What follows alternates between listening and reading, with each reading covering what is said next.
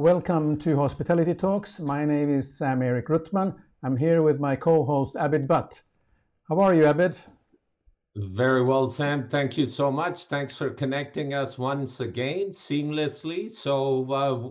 This is fabulous. It's a great start of the day. It's still pretty early in the Eastern time zone. A great way to start a day.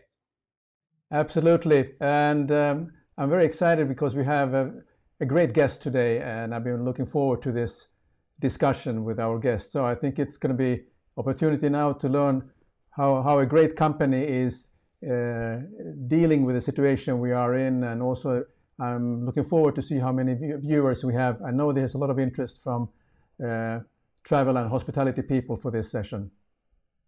Absolutely. So if it's okay, we will bring our guest in. Let me welcome Chris Cahill, who is the Deputy CEO for Hotel Ops and CEO of Luxury Brands for Accor. Welcome to Hospitality Talks, Chris. Well, thank you, Abid. Nice to be here. Well, thank you for being with us. You look after an amazing portfolio of luxury brands and being part of one of the largest hotel companies around the world. We are thrilled to have you with us so that you can share some of the insights from different markets around the globe. So really appreciate your time. Not a problem. Superb. Chris, if it's okay, we'll get started. If my memory serves me correctly, you have about 11 or 12 luxury brands in your portfolio. Can you tell us a little bit about how these brands interact with each other, how they're different? Just a little quick snapshot. Sure.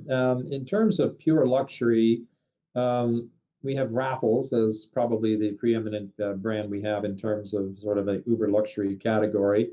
And then we have Orient Express, which is a brand that we're developing. We've got a couple of projects under development now that'll open in the next, I guess now I would say in about 2.5 years. And then we have, if you will, the brands in the Fairmont and Sofitel, which are clearly much bigger brands in terms of number of properties, sitting around 80 for Fairmont and over 125 for Sofitel. And then we also have a part ownership, and we manage a Banyan Tree, a group of hotels in that category as well, in the partnership we have with the Banyan Tree Company. And then we do have a group of upscale brands that would consist of Pullman, Swiss Hotel, M Gallery. We have a partnership, 50-50 partnership with SDE, which brings us some lifestyle brands. And in there, we would have SLS, which is a luxury brand, as well as Delano.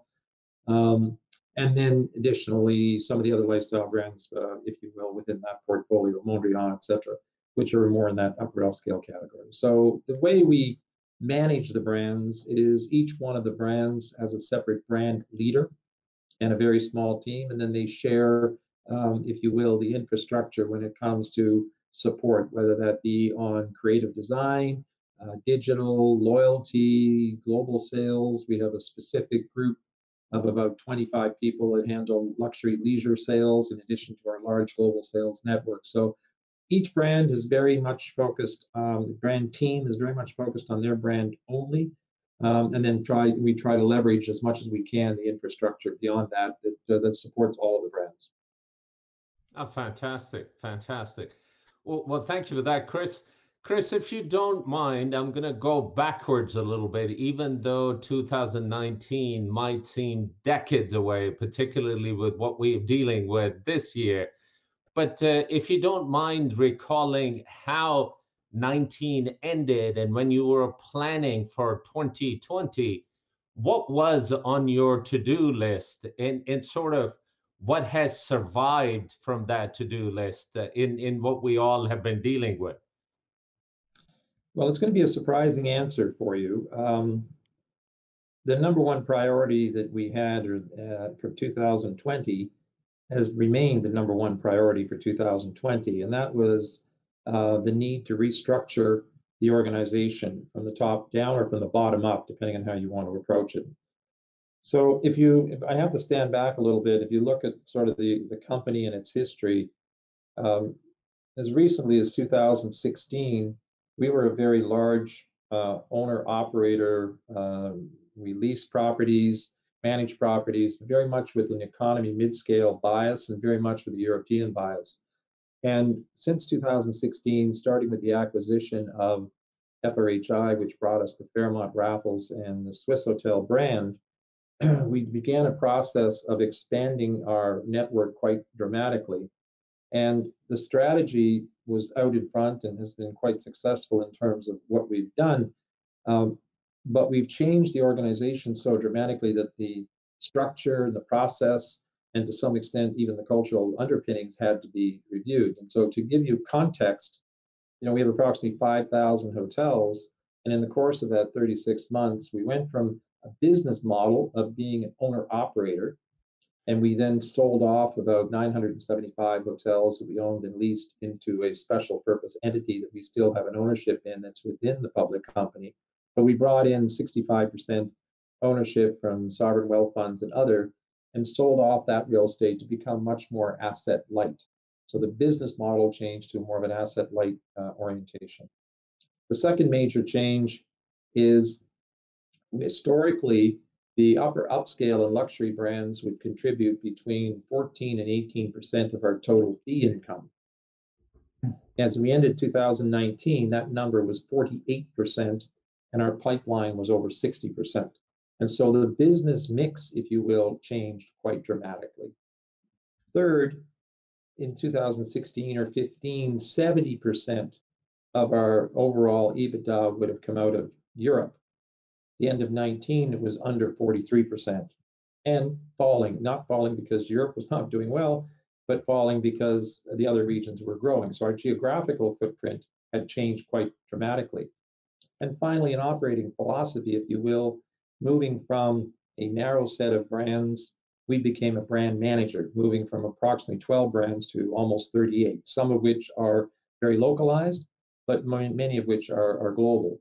So we changed everything about the organization, and it was time, and we knew we needed to go back and look at how we were managing all of that. So we've been under a very significant strategic review at the front end of the year, and now we're into a strategic change in the organization, which is affecting how we do things, beginning at the hotel, through our operating hubs, and into the corporate office. So ironically, the disaster of COVID has had one advantage for us, and it's actually accelerated what we were going to have to do anyway. That's incredible that the company has evolved so dramatically, not only from the geographic footprint, but also the business mix that has been working for Accor and now adding additional hotels. Chris, if you don't mind me asking, going through this evolution, leadership attributes that were important within your team that helped bring these changes about. Can you talk a little bit about that? Because this is a massive change in the organization. Yeah, I think candidly, it boils down to, I think, a lot of what we as leaders have to deal with every day. Transparency, making sure people were clear on the process and why and what we were doing and why we were doing it. Clearly, communication. Not easy to involve everyone, obviously, in a process like this, but we took our executive committee starting in late January. We began with a very thorough assessment in a strategic retreat, looking at what were the drivers of not only our business, but our future, what were the issues, the challenges, what was our competitive context, et cetera. And then we went into a process of dealing one-on-one with each of our executive committee members on not just looking at their own purview, if you will, but asking them to think more about the company and what they felt was necessary that we needed to change, How is that going to impact on our owners? How is it going to impact on our customers? How is it going to impact on our culture, et cetera? And then framed what we thought we needed to do in terms of structure, in terms of process, eliminating as much process as we could that we felt was either duplicated between the hotel to an operating hub, to a region, to corporate, looking at our technology and the enhancements that we needed to do there to compete with, if you will, the marketplace, but more importantly, to help make the organization more effective and more efficient. So communication was a big part of it. Transparency was a big part of it. And also being, if you will, very conscious of the execution side of it, because with most things, in my experience, planning and thoughtful planning is more important than speed, especially if you're doing something that is intended to last for a decade or more, or change the course of the company. So COVID created its own curveball. Obviously, we had to focus immediately a lot more on our employees, our owners, customers, etc. So that slowed it down a little bit, but we're well underway now, and a lot of the hard work will be done by the end of the year, and then there's the implementation will continue into 2021. So I guess you are correct. The timing worked out in your favor. You've been able to restructure, rebuild, retool the organization. And as we come out of this pandemic, hopefully beginning of next year, if not sooner, you'll be primed to go forward with the new organization, if you would. So thank you for sharing that. Chris, the COVID pandemic, a lot of the organizations, a lot of the businesses have been negatively impacted. I don't think there is any business that has been immune to it, but certainly travel and tourism and hospitality has been badly impacted. Well, you have a wider view, global view. Can you share a little bit about state of the operations? Which markets you thought were worst hit? Which markets are bouncing back? Any light you can shed on that? Yes, we're in over 110 countries, so yeah, we've got a pretty good look at what's going on. Let's start with the good news. I think China has continued to respond very well, and I suspect by the second quarter of next year, China will by and large be back to the RevPAR levels of 2019 in the second quarter. I think there's three very fundamental reasons for that are important, because they're not easily replicated in other parts of the world, and there's all this thought that China will show the way, and I think you have to be very careful that you don't misunderstand what's actually happening. So number one, they have been absolutely vigilant when it comes to addressing COVID issues. And a recent example, we had a hotel in a city of about 9 million people coming off Golden Week. They had 10 people that were in a hospital that had COVID. They immediately shut down the city of 9 million and put everybody basically in self-quarantine. They then committed that they would test all 9 million people in the next week.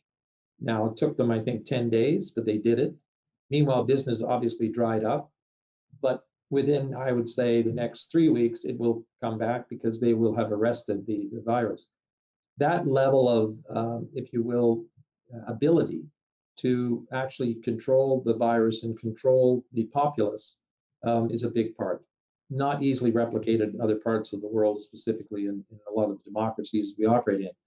The second thing is that there's about 150 million plus or minus people who would leave China on some level of leisure activity and business activity every year. Well, they have been restricted to China, and also restricted from places like Macau and Hong Kong because of the challenges there. So you now have a very large consumer market that had no place to go. And so places like Sanya, Hainan Island, the resort areas, and even the major urban centers, we've seen very good occupancies, full on weekends, that sort of thing. I think the third element that is a matter of timing, China has been growing as a consumer market and over the last 20 years or so, and or 10 probably more importantly. And then as such, a lot of the underpinnings of the economy have not been hindered as much. And you can see it in the GDP numbers that are now coming out of China, where they were so reliant on trade 10, 15, 20 years ago. Their consumer society, the consumer, is helping the economy. So you got three things that are going in their favor. Now, if you move around, the rest of, if you go to the Pacific, Australia, New Zealand area, they've been so shut down that it's all a domestic market. And so your occupancies are in the 30 to 40% range, trying to climb up a little bit every week. But there's also not been a lot of movement even within Australia between districts because they've had some challenges. The rest of Asia, similar situation. Thailand is pretty much shut down in terms of access from outside, and it doesn't have a large domestic tourism market. Moving to the Middle East, the bulk of their traffic is coming from outside of the region, but even within the region, airlift is somewhat restricted. And they've been having some level of spike, not as bad as we see in Europe. However, Dubai, for example, I'm going there next week. It's a pretty well-run process. You need a quarantine to go. You get a test here. You get to the airport in Dubai, they test you again. You get a response within 5 hours. So you have to kind of self-quarantine at the hotel for 5 or 6 hours to make sure you're okay. And then when you go to leave, they test you again. And it all works very well right from the airport, or actually they'll even come to the hotel and give you the test. So, however, it's still got the challenges of a lot of its major market is Europe, and a lot of the European countries are obviously spiking. And so we're living on leisure for the most part, and local demand, which, as you can expect, is not great at this time of year in Europe. And then I think the United States, you've got a very good view of. But I think generally speaking, when you look at the world, the market's having to rely on local business and mostly leisure, some small business enterprise type activity, but without the events business, the MICE business, without major corporate travel, you're obviously not going to be growing, and without any kind of cross-border travel, you're not going to be growing your occupancies very much in the next little while. Well, thank you for that. Certainly, by all accounts, leisure destinations have shown a bit of coming back. Do you see any particular types of hotels, whether they are resorts or large convention hotels or urban core located hotels? Would you say, have any thoughts on what types of hotels do you think would show a better recovery? Depends on the market, i.e. the geographic market, whether you're talking North America, Europe, or whether, in North America, what we've seen is if you're talking the interstate highways and suburbia, a lot of those hotels in eco mid-scale have been doing very good, not good, but better business. The other area is ultra luxury. If you have a resort property with bungalows or villas or tents or somewhere where people have a more constrained environment, but they're looking at it as a more protected environment, those places are doing fairly well. We've got a couple of properties in Hawaii. I was looking at their bookings for the holiday period. Where we have the villas, we've got, I would say good demand and at rates that are 20 or 30% higher than this time last year. But you're not getting the full demand, and you're not getting it for necessarily the balance. You're behind pace for the balance of the property. So if you have something that is, as I said, somewhat unique, somewhat low density, and people will pay for suites, they'll pay for bungalows and villas and that sort of thing. But it's obviously in the ultra luxury category, but then it's sort of also restricted by air access, quarantines, all those other things that impede people wanting to travel into a certain market. And I think generally speaking, other than call it the drive market, local, um, people start from the concern about, will a border change? Will the border access change between the time I book and the time I come back? That leads to a certain level of uncertainty. If I get stuck someplace, what's the level of medical support and coverage I can get? Then you get into, I got to get there, which is the air transportation issue. And then I get on the ground and I've got to deal with taxis and transportation. Actually, the place they seem to feel, at least based on research we've got, most comfortable is in the hotels. We, like everybody else, have developed a very good set of protocols. Ours is called All Safe. It's 125-page document about everything to protect both the employee as well as the guest, and has all the protocols and the standards and process in place. I think, again, especially for the luxury customer, they're pretty comfortable that if they get to a hotel, that they will be in a safe environment. But it's getting there that's part of the real challenge. I think that's a great segue, and I'll turn it over to Sam here in a bit. Any thoughts as to how travel industry can come together to gain consumer confidence whilst we wait for vaccines to be rolled out and the entire challenge of getting it to the masses? I'm not sure when that'll happen, and pundits have their sort of thoughts on that. But in the meantime, while we are living with this virus, is there any way that we can gain consumer confidence? I was just reading an article, I believe yesterday. Airlines have done all sorts of things to attract people, the HIPAA filters, and it's scientifically been shown that there are limited chances of catching COVID, but people just don't feel comfortable. Anything that you have seen in different parts of the world that might have worked, or anything that you guys might have heard about? I think that as an industry, whether it's WTTC or in the US with USTA and AHLA, and we have the same thing in other parts of the world, I actually think there's a pretty good coordinated effort of trying to educate the public, and that's a harder one, but also the governments about the importance of the industry and the things that have to occur to kind of get it back up and running. And as I said earlier, I think there's so much, call it noise, both positive, i.e. factual, but also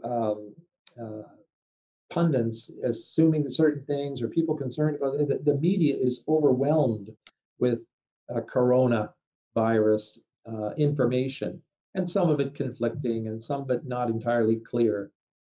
Unfortunately, until the cases decline to a point where people are not concerned, and then you can have a real plan of how people can move around that's not so restricted it doesn't make it worthwhile. I think you can create all the noise you want about, call it the safety of travel and staying in planes, or traveling in planes and staying in hotels. I think there's only a percentage of people that are going to, risk it. And so to get any kind of real momentum, you've got to control the cases. You've got to have testing that gives people comfort that there's a relatively small number of people who get it from the testing. And you got to have the vaccine. I know it's popular to think the vaccine will solve all things. I don't think it will. I think the other things are almost more important, because, if it's rampant and you get a vaccine, and the vaccine takes a while for people to get comfort that it's actually going to work for the long term, as opposed to, I take the vaccine, I think I'm safe, but we won't know for a year maybe if that vaccine is actually taking hold. And so I think getting the cases under control, getting the testing rampant, so that the number of people who are actually getting COVID that are tested is declining, and the number of people dying is declining even further. Those are the things that I think, then everything else can come behind that. But I think until such people in a lot of the markets have comfort that the thing is under control, I think it's very difficult. You are absolutely correct. To be honest, no matter who we have spoken to on what part of the world, whilst there is fabulous information available so people can educate themselves to be safe, there is a lot of disinformation where consumer doesn't know what to believe or what not to believe. So the only thing they can rely on is themselves.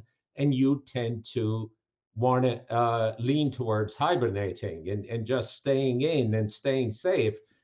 So hopefully, as we learn to live with it until whatever the permanent solution of this pandemic is, hopefully we can have sound scientific information out there that all of us can follow, so that we have a way to move forward. Otherwise, we sort of frozen in place in little attempts, particularly for our industry. Whilst they are great, we're still far from getting back to where we need to be. So thank you for sharing that. Let me turn it over to Sam here, Chris, and I'll be back with you in a moment. Sam, over to you. Thank you. Thank you very much for those interesting input you're giving us. I'd like to address perhaps one of the areas which we have also noticed that within the organization and the associates, they are obviously under a great deal of anxiety themselves because the future is unknown for everyone.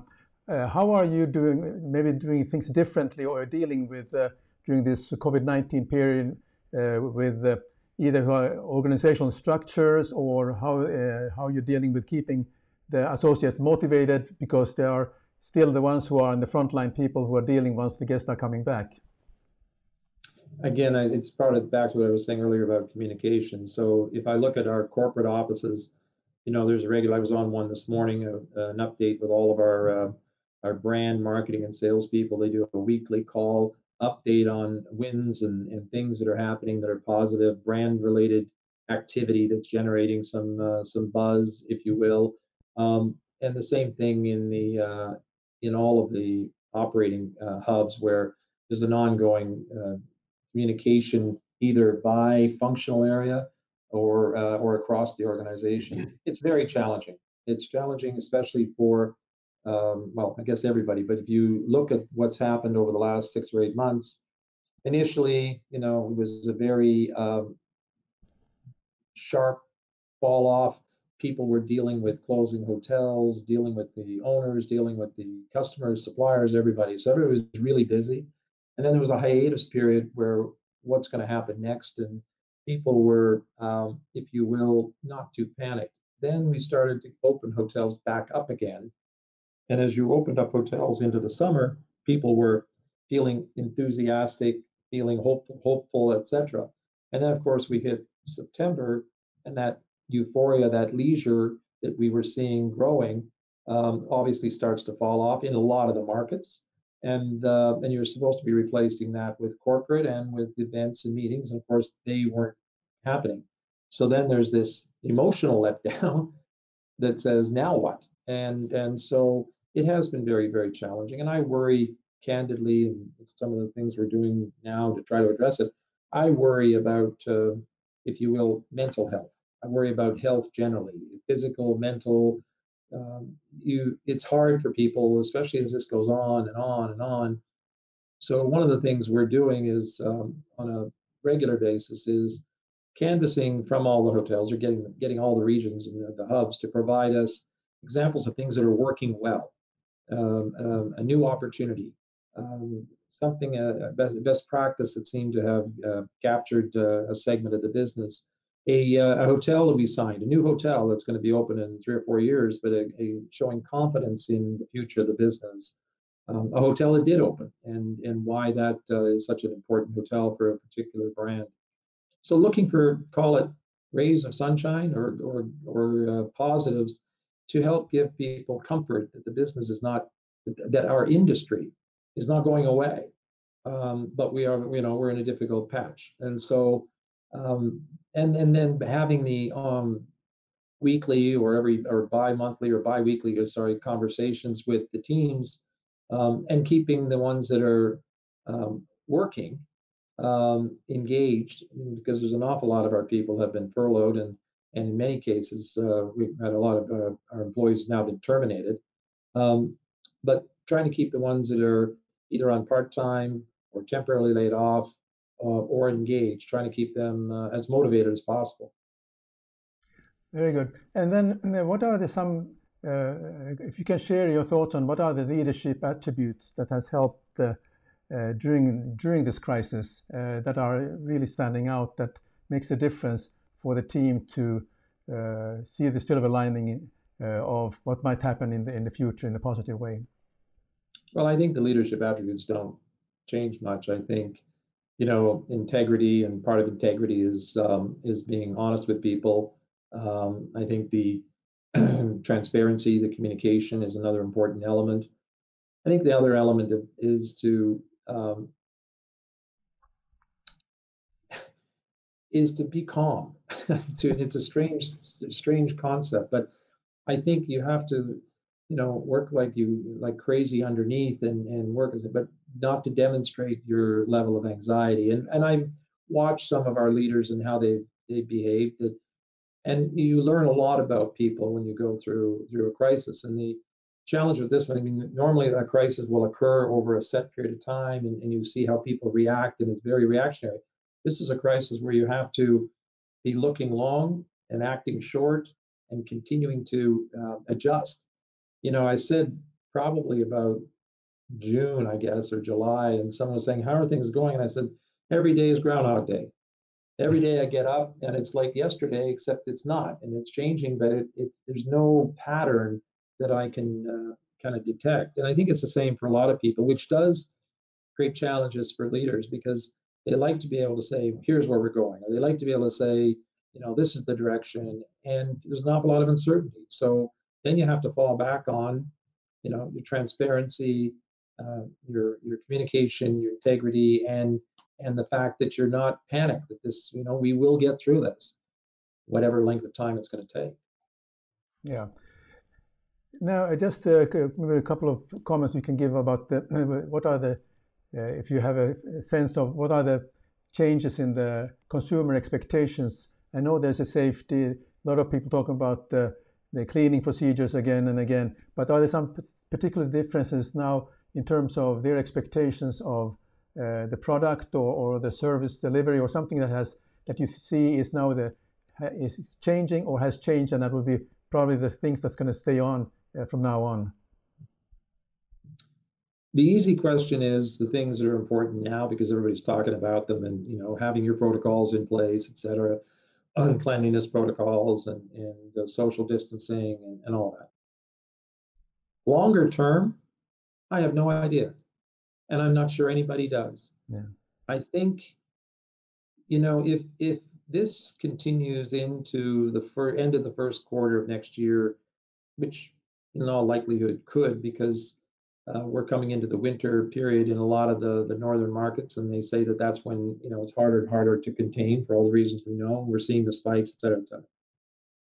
You end up with consumers, and I'll break them down into three buckets: your leisure consumer, your business consumer, and call it your business MICE meetings, events, and even their social groups, whatever. I'm not a psychologist, psychiatrist, or whatever, but the reality is, when you change people's behavior over that long a period of time, I don't know how they then react when they can.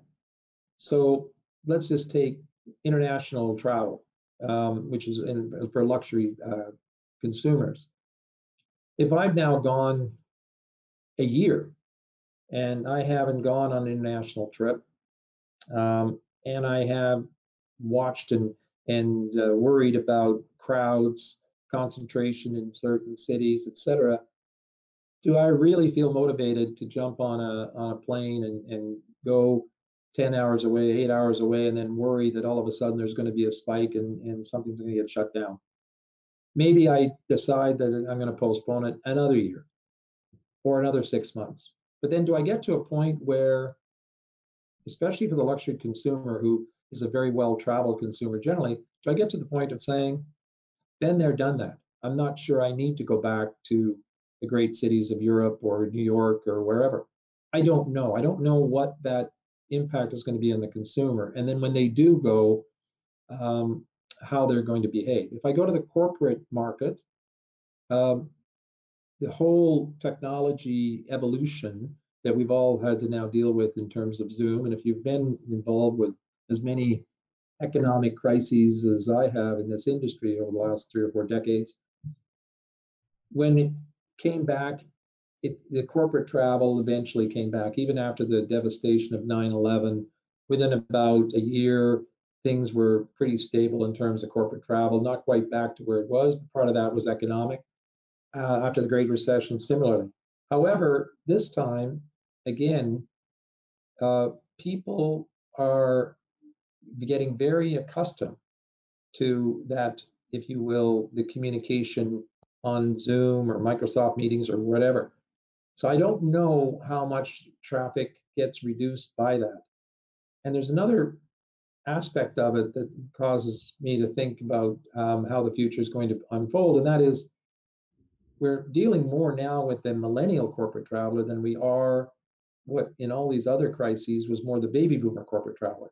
And they already have a different view of, if you will, travel and leisure, or their personal time versus business time. So I think there's going to be some fundamental changes. I'm just not sure how significant they're going to be and how long lasting they're going to be. Now, the other side of that is you can't build great corporate culture on Zoom. You can't build that whole sense of creativity that comes from people engaging in an office or an offsite.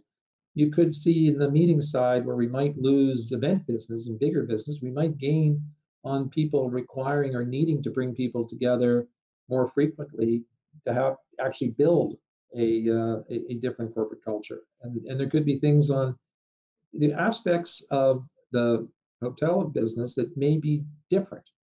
I'm not sure what the overall impact on demand will be, but it's certainly going to be a different challenge. But today, I read all the surveys and commentary and research. I don't believe much of it is got enough.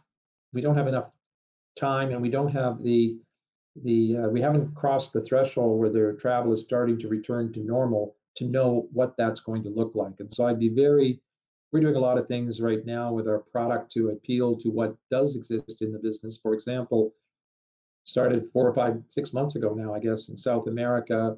We took out a floor of rooms in almost all our hotels and took out the beds, put in a work desk, provided them a coffee maker, set up basically an office within the hotel, and that's done fairly well. Will that continue as the offices open up a bit more? I don't know. But we're doing a similar thing. We have a company called Wojo that we're a partner with, which is an office product similar to a WeWork, and that we're now putting into parts of our hotel lobbies. We're providing people the ability to work from the lobbies with all the proper technology support they need, etc. These are all things that are responding to current demand. Again, as long as you're either on the way down or you've hit bottom and you still haven't got a positive trend on the upside, I'm not sure what the full impact is going to be on product and service expectations by our major markets on the go forward. Yeah, that's really thanks very much. These are very for your comment on this, and I will now give over to Abid to ask a few more questions before we then get together for this final session. Thank you so much. Thank you, Sam. Chris, any lessons learned during this pandemic? Having spent a bit of time in the industry, to be honest, the only emergency preparedness that we used to train ourselves about was fire emergencies, or that's how our communications plans were built around. I don't think any of us ever fathomed dealing with an emergency that we're dealing with. Any other lessons learned that now will become a permanent fixture in our industry? Well, certainly one for me was that if you need to get a haircut, get a haircut. Don't wait, because you never know when you'll get your next one. I ended up for 6 weeks. I actually felt I was going back into my, the 60s, my hair length. No, I think in a serious note, if you think about, to your point, prior crises, this one, the suddenness of this one, that was the initial, that was more what we're trained for. You know, the hotels are really trained to react quickly, deal with the guest, deal with the employees, and handle that, and then obviously then deal with the owner. So that was, then if you think about the next phase, which is more like an economic impact, where it's a prolonged period of time. Again, hotels, if you go back to the Great Recession, or go back to previous recessions, the hotels know how to retool when they have a longer period of time. So those skills applied. So you had phases. You had the suddenness, done. We can deal with that. We're used to that. Now we're into this. We have a real impact on the business short term. We know how to deal with that in terms of restaffing, et cetera, et cetera. Then, you know, we get into the next phase, which is the one we're dealing with now. And that's the hardest one, because as you bring hotels back, what's your expectation of the volume of business? And that's one that's really hard to train for. One of the things that I have been, I guess preaching is probably the wrong word, but I've been saying to the team, forget everything you had before this year. Looking at your KPIs of employee engagement, guest service, competitive, financial, forget it, because we're in a different world now, and we're not quite sure. You're going to have to measure those same things, but don't measure them against a year ago or 2 years ago or the best year ever. Measure it against what did you do last week, last month, and focus on, you know, if you will, constant improvement from where you are today along the key KPIs, including your cost per occupied room, all the expense side things, because it's just such a different world with and a level of unpredictability. And I think the challenge will be, and is in the middle of budget season, nobody knows. And therefore people are trying to hang on to, well, this time last year or 2 years ago, our pace would have been this, we think it might be this. It's all guesswork.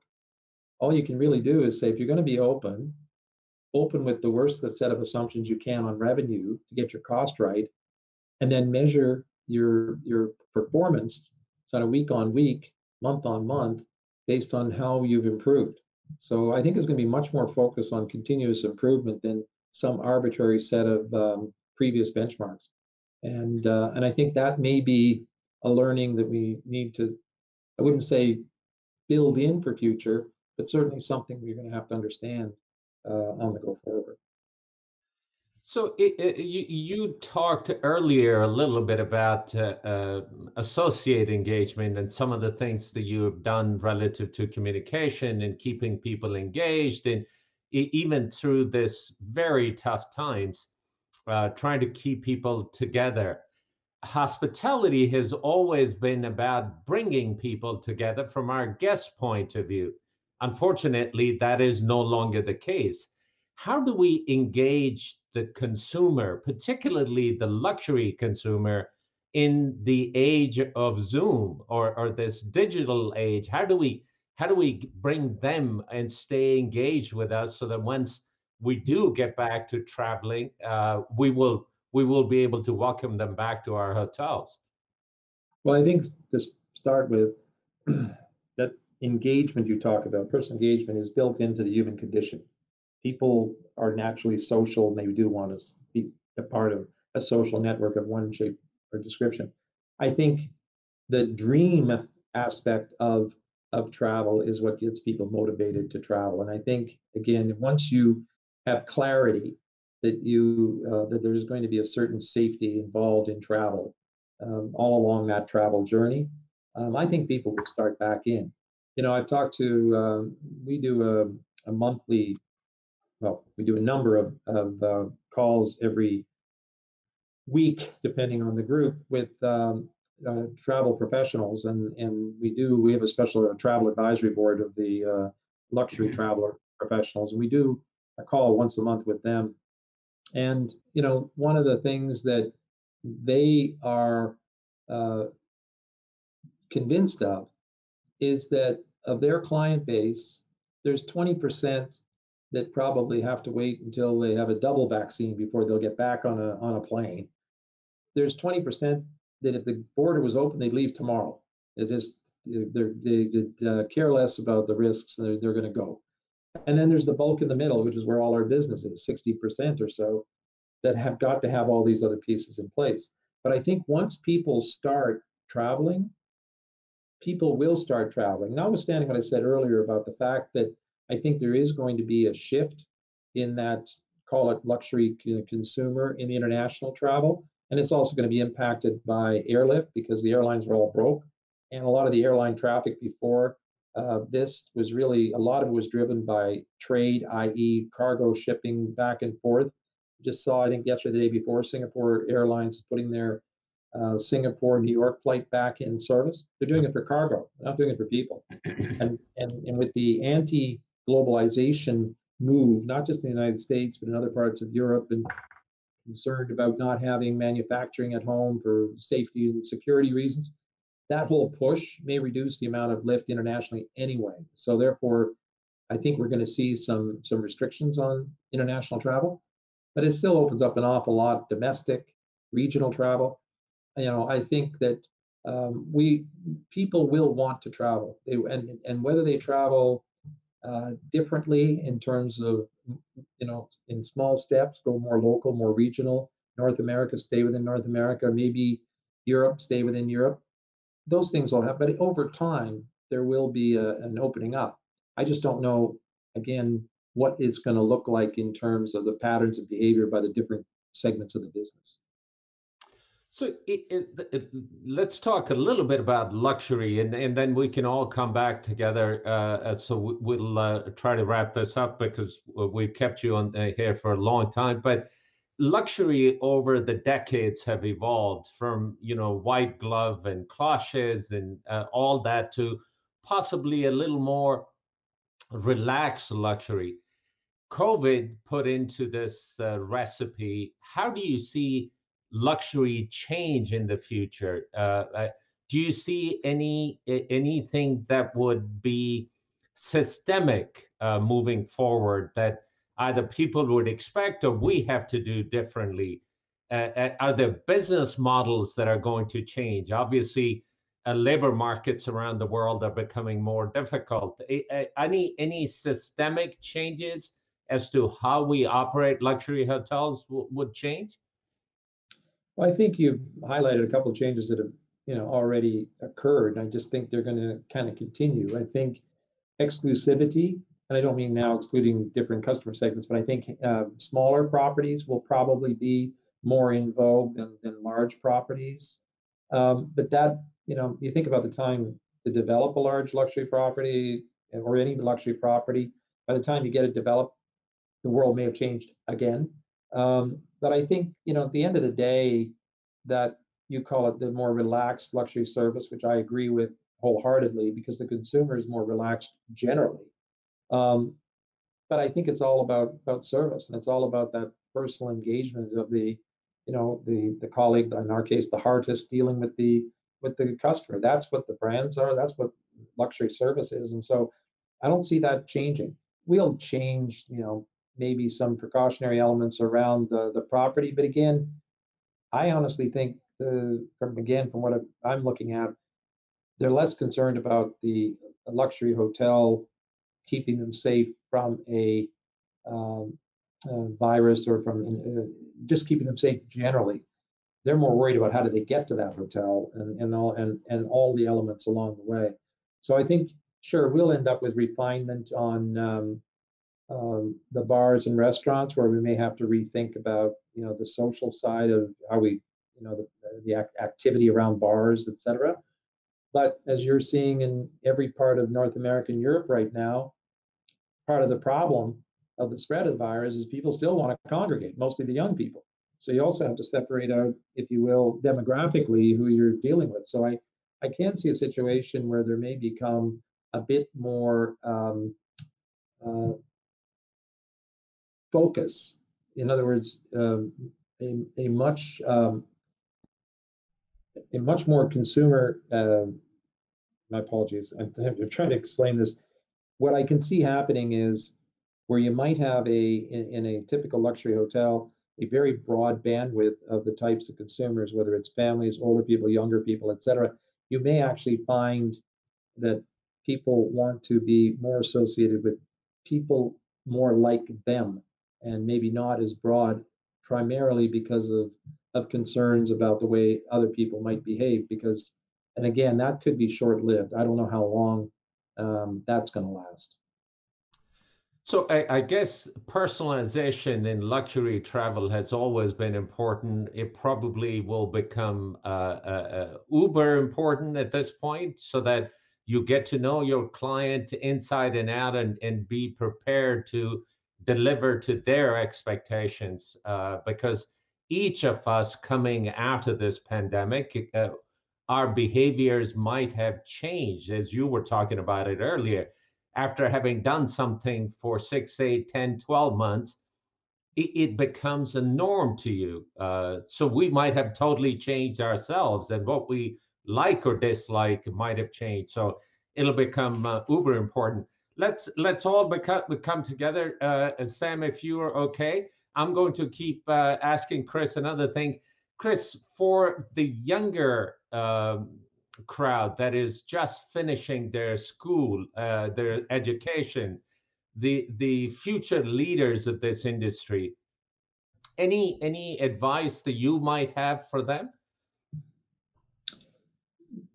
Well, there's a couple of things, I guess. One, it's a great industry, and it will continue to be a great industry. We, for the first time in history, are under attack, if you will, from this particular virus, more so than other segments of the business, as we know, because we've always been an industry that's been able to not only survive but thrive following economic crisis, whether it's real estate or financial or whatever. This one's affecting people's mobility, therefore it affects us. But that doesn't take away from what I said earlier, that people do want to travel. The human connection to engage and is something that's not going to go away. The second thing is that if it wasn't for the carnage that I'm seeing in terms of the impact on people, and to some extent the financial, community or hotel owners, this is a fascinating experience to kind of work through. And young people in particular, should really pay close attention to everything that's going on. You talk about leadership. They're going to learn a lot watching about what to do, what not to do, how to deal with a level of uncertainty that and an unpredictability that makes every day the same but different. And so I think there's a tremendous learning at this point in time. And so I think that they're going to be able to take with them a wealth of experience that might have taken them a number of years to get. So I think it's a great opportunity for people that are committed to this business, because it's not going away. I guess it's baptism by fire. You're in the thick of it. You can't avoid it. And quite candidly, sometimes that is the best way to learn. Academia teaches you a lot and provides you some great tools to put to work. Right now, the way the industry is operating and all this crisis that we've dealt with, it truly would help us grow together. Sam, anything from you? Well, I'm just interested, Chris, what have you learned about yourself during this period of time? Any feel-good story you want to share, or any other observations? Chris, by the way, before you answer that, just you have brought up about getting a haircut. I was in the same situation, even though I have a lot less hair. But there are lots of great YouTube videos, and my wife has become a very good. She has been giving me haircuts recently. Sorry, go ahead. No, it's fine. I think one thing that has been a very powerful message for our artists inside the company was the Artist Fund that was set up. So in March, at the front end of this, Sebastian and the board suspended the dividend to the shareholders to preserve cash, as every other hotel company did. But they agreed to provide a Heartist fund of 75 million euros to be used to help either some of our smaller partners, like providers of, things in some of the hotels that are literally small businesses, and our employees. And as of last week, I think we've responded to and given out to something like 45,000 of our employees around the world who were in dire financial need. In some cases, it's for $200 for groceries for the month. In some cases, it's baby formula. In some cases, it's to unfortunately bury a loved one.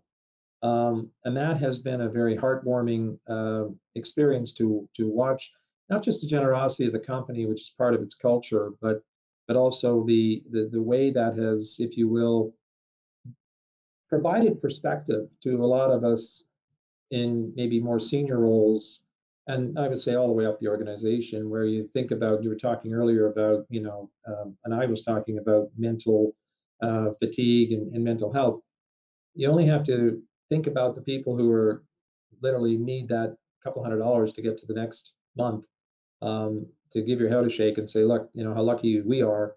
We've all don't, given back parts of our salary and bonus and all that kind of stuff. But this is fundamental money to live.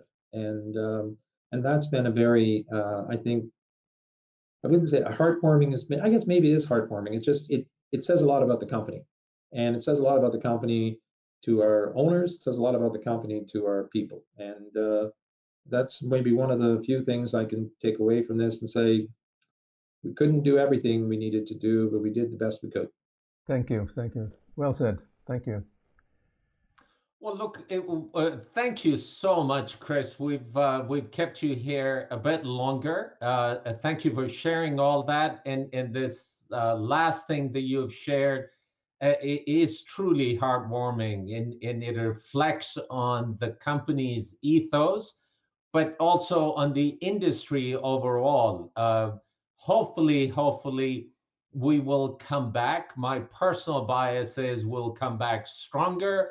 We'll come back with a vengeance, and all these people that have been negatively impacted as a result of this COVID, not only that they'll be back, there'll be far more people that'll be joining the wider travel and tourism and hospitality industry. Chris Cahill, really appreciate your time.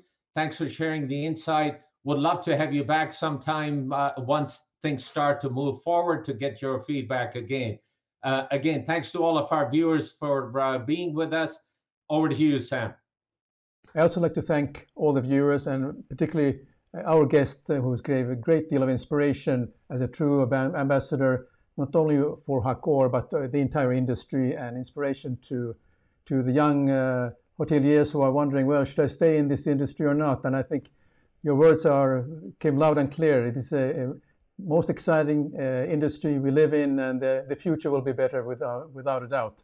So with these words, I'm just closing this episode, and thank you very much again for joining us.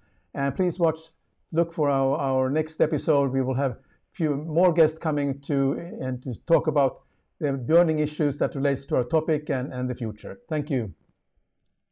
Thanks very much.